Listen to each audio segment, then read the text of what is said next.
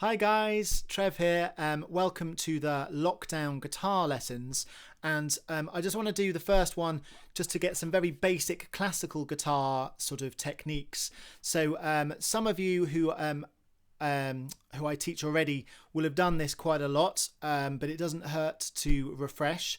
And if you're new or an old student, again, sort of have a look through the lesson and see if you can pick some good sort of guitar tips up. So the first thing in classical guitar that I teach a lot of my kids to do is to practice walking their fingers. You can walk along the guitar, you can walk along a table. This is to build the strength of those two fingers, which does take quite a while actually. So do that. When you're ready, if you place your thumb on the fat E string, or the low E we might call it, and then the other fingers are on that side, which play the thin string, the high E. Okay,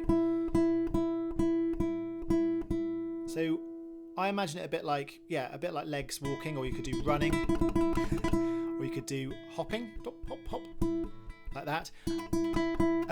Have a play with that. It takes quite a while, and there are quite a few sort of easy pieces you can do with just playing with maybe the first string and then the second string. That's the B and then the G.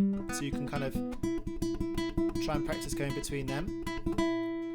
Okay, I'm going to show you the method book that we're using, and again, students that I already teach have this method book already, but if you're coming to this lesson from elsewhere, then you need to get this book, which is called The Guitarist's Way, Book 1, which is by Peter Nuttall and John Whitworth. So I recommend this book. I've been teaching from it for a good decade, actually, quite a few years, and it's been around for a while before that as well. So if you look, this is called my magic book, and I've got some I've got some letters in it. The kids like this book because I've written letters above the notes. But you have a song called Prelude. Okay, so you need to buy the book, and I'll put a link in the comments. And I just want to play through Prelude. So those of you who've done Prelude before will know that it's using the three open strings. So place your thumb there, and it's using E, B, and G. So ideally we want our fingers all the time. So a lot of the time I'm spending with kids who try and use their thumb a lot. That's not ideal. We will use our thumb, we'll use it later, and with other sorts of guitar like electric guitar and folk guitar we might strum, but for the moment I want to just see if we can work on our technique of our fingers. So give that a go. So Prelude starts with a B, and if I just play along the first line, so 1, 2, 3, 4.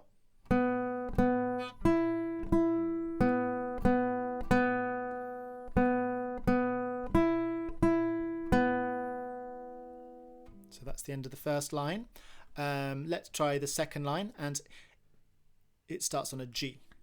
1, 2, 3, 4.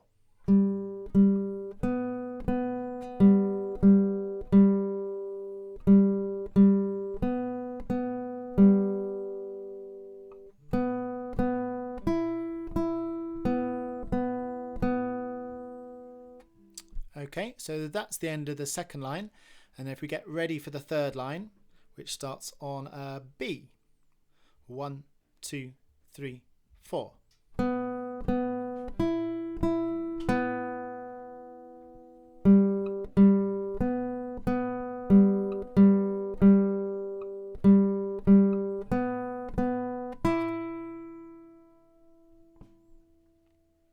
Okay, that was all three lines. At home, when you play with your guitar, I'm holding it a little bit closer so you can hopefully see everything. You could play with it on your right leg if you're right-handed, or you could put it between your legs, which is classical posture. So where I'm sort of holding it is kind of more similar to kind of a classical posture. Yeah, this is more about setting you up for good technique. So to get this perfect will take you a while, even if you're a more advanced player. So even if you've got on to sort of book 2, or if you're on your grade work, this is just really taking back to technique. So it's still got some stuff in for you. Okay, so Prelude also works on dynamics. So you've got your F, which is loud, and your P, which is so normally I get the kids to put their hands up, but yeah, and P would be soft or quiet. So now we're going to play through the whole song of Prelude, and we're going to try with the louds and the softs. I'll try not to go too fast, and I won't call out. 1, 2, 3, 4.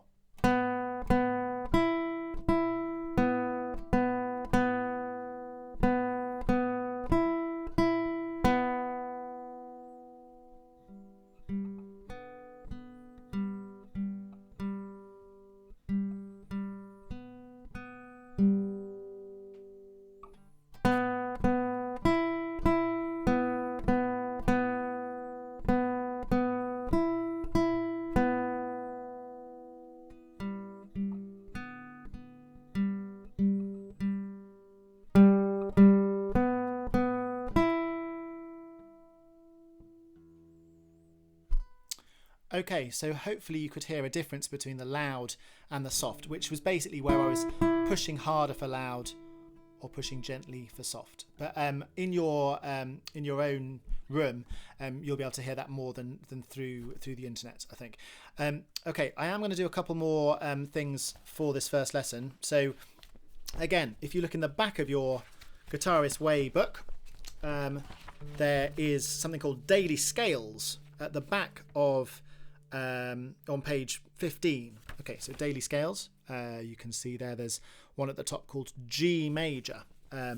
Okay, so this is using the other hand with the fingers, and again this is a technique that takes the kids and the adults indeed quite a long time to master, which is using different fingers for different frets.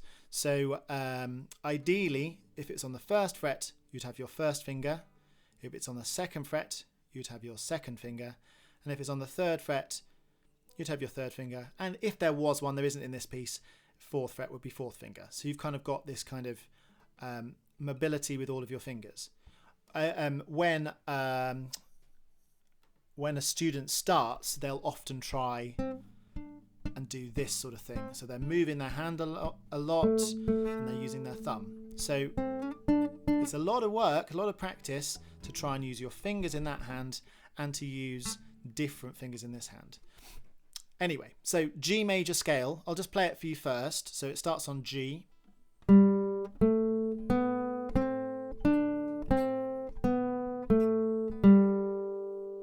Okay, so what we're looking for is a G note, which is the third string, and then an A note with our second finger on the second fret of the third string, makes an A note, and then a B note, which is the second string, and then a C note, which is the first fret on the second string, and then a D note, which is the third fret on the second string, and then back down again to C, which is the first string on the the first fret on the second string, and then B, which is the second string with no fingers on it, and then A, which is the third string, second fret, and then lastly back to G, which is the third string.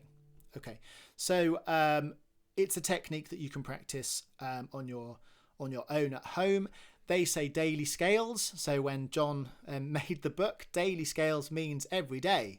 And as we've got a bit more time, I think it's a really good challenge to see if you can play a scale or two every day.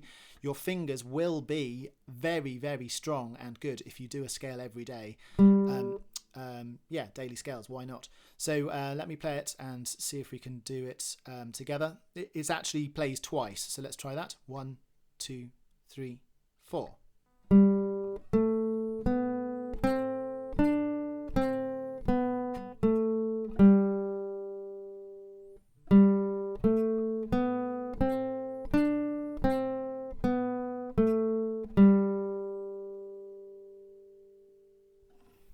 Okay, so that's the G major scale on page 15, and yeah, you could play that a bit as regularly as you can, really. There's one more piece I want to do on this initial lesson. I know that's quite a lot of work, but I just want to cover quite a few bases.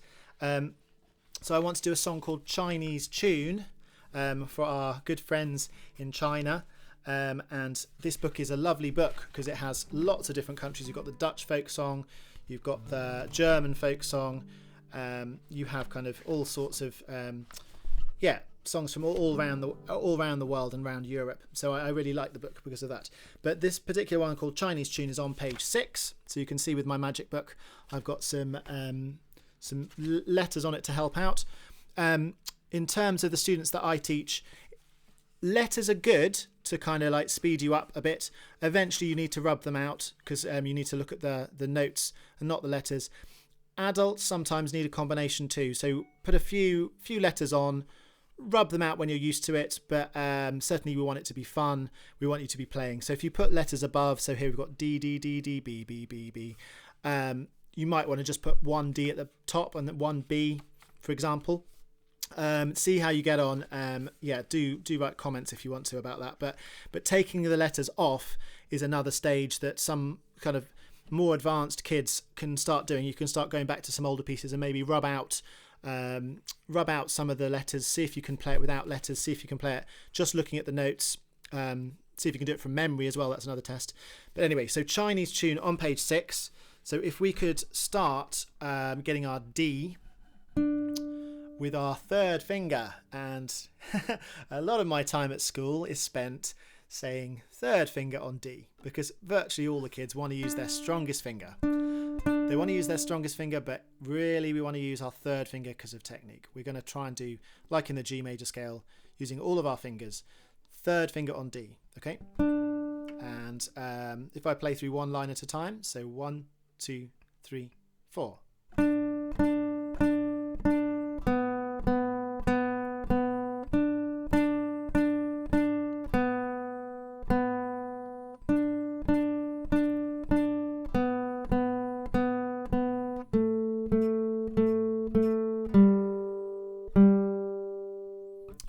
I forgot to stop at the end of the first line, but let's try again one line at a time because I think that's quite helpful. 1, 2, 3, 4.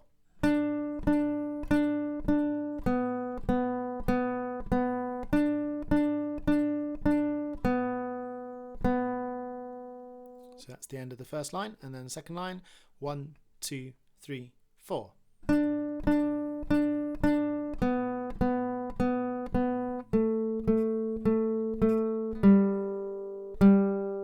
So it's a lovely song. It's one of my favourite ones near the beginning of the book, so it's using your fingers, getting sort of nice repetitions of the finger, and also it's building that third finger up, which is a really important finger. We do use our little finger. A lot of people don't like it, but that third finger is used an awful lot. So these 1, 2, and 3 fingers really should get strong as kind of quite a priority quite early on in your guitar playing. Okay, let's play it all the way through, and it's got a repeat as well. Okay, so 1, 2, 3, 4.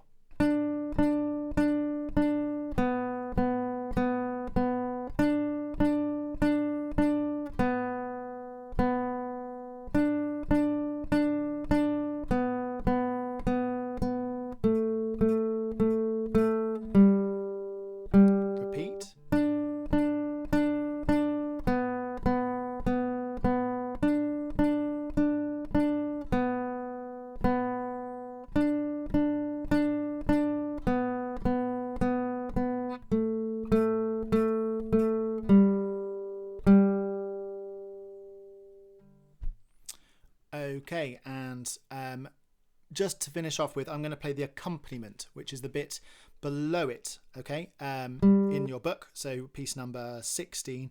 And if I play the accompaniment, it should sound nice if you play the Chinese tune at the same time. Later on in the videos I might do some more fancy stuff. I might do some close-ups of the hands and stuff, but I just want to keep, as this is the first one, just keep it kind of quite simple. So I'm playing the accompaniment, and if you play Chinese tune like you just did, and hopefully it should sound really nice together, okay? Okay, 1, 2, 3, 4.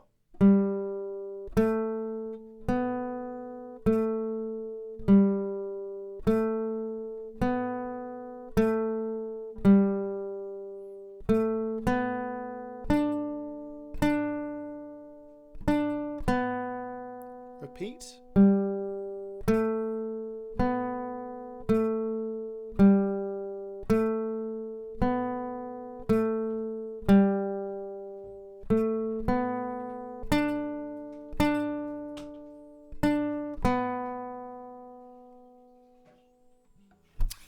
Okay, that's all for now. If you want to go back and watch other bits again, do. So the idea of the YouTube lessons is that you can repeat them and you can use them as teaching aids during the week. I am setting up Zoom lessons for quite a lot of the kids, and do get in touch, and we can hopefully carry you on playing at home, which is really good. So see you soon. Bye.